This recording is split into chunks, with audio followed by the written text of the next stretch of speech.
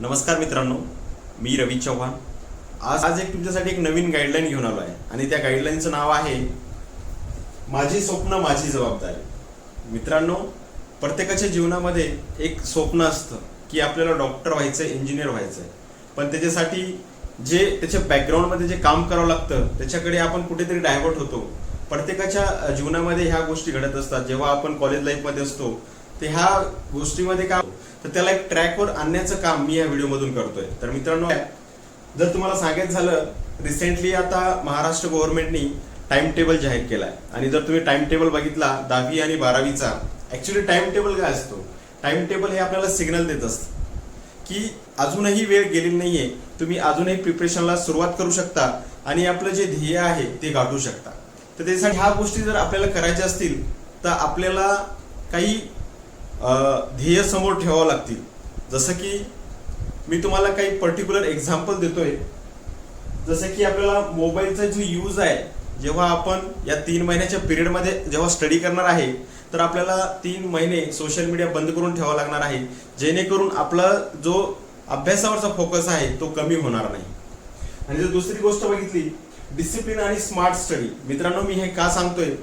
जेव्हा आपण डेडिकेशननी काम करत असतो, जेव्हा डेडिकेशननी आपण स्टडी करत असतो आणि एक डिसिप्लिन असतं त्याच्यामध्ये, तर 100% त्याच्या मागे रिझल्ट आपल्याला भेटत असतो।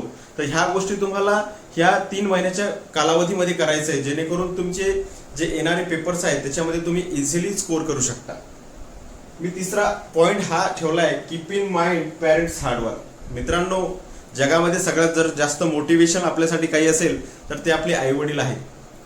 जर तुम्ही आपल्या आईवडिलांना मोटिवेशन जर घेतलं तर मला असं वाटत नाही की कोणताही विद्यार्थी कोणत्याही एक्झाममध्ये फेल होऊ शकतो। जर तुम्ही आपल्या आईवडिलांकडे जर थोडं मागे जाऊन बघितलं तर तुम्हाला समजेल त्यांचं हार्डवर्क काय असतं। जर तुम्ही त्यांच्या घामाची जर कदर केली तर तुम्हाला नक्कीच त्या एक घामाच्या थेंबाचं महत्त्व कळेल। आणि मला असं वाटतं की तुम्ही जर त्या अभ्यासाच्या वेळेस त्याला जर रिमाइंड केलं तर तुम्ही त्या प्रत्येक घामाची किंमत घेऊन त्या अभ्यासाच्या ज्या तळमळीनं करसाल आणि तुमची कोणती पण एक्झाम असू द्या, ती तुमची 10वी असेल, 12वी असेल किंवा नीट असेल, JEE असेल, कोणत्याही एक्झाम्स असतील, तुम्ही त्याला इझिली क्रॅक करू शकता। फक्त जेव्हा ह्या सगळ्या गोष्टी आपण करत असतो पण त्यावेळेस काय करत असतो, आपण पुढे पुढे वाचत जात असतो, पण आपण मागचे जे स्टडी केलेले टॉपिक्स असतात याला रिव्हिजन नाही देत। मित्रांनो, आपण जेव्हा एक्झाम मध्ये बसतो तो एक कॉन्फिडन्स वेगळाच असतो, एक तो जुनून असतो जो की आपल्याला एक्झामचं जे टेन्शन आहे ते एकदम कमी करून टाकतो।